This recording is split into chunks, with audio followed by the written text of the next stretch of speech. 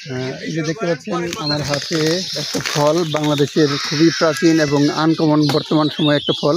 এটার নাম হচ্ছে হলো খই ফল বা খই ফলই আমরা সাধারণত চিনে থাকি। খুব সুন্দর জিলাপির মতো দেখতে, কিন্তু মিষ্টি একটা ফল, একটা পাকা ফল, যেটা আমি প্রায় 20 বছর পরে দেখলাম। খুব সুন্দর। এটার বর্তমান বাংলাদেশের একটা বাণিজ্যিক সম্ভাবনা তৈরি হচ্ছে।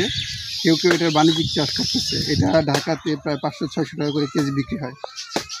বর্তমান সময়ে এটা 500-600 টাকা করে কেজি এটা বিক্রি হয়। ইচ্ছা করে বাণিজ্যিকভাবে এটা চাষ করতে পারে। এখানে আরও কয়েকটা ফল আছে, আমি দেখতে পাচ্ছি।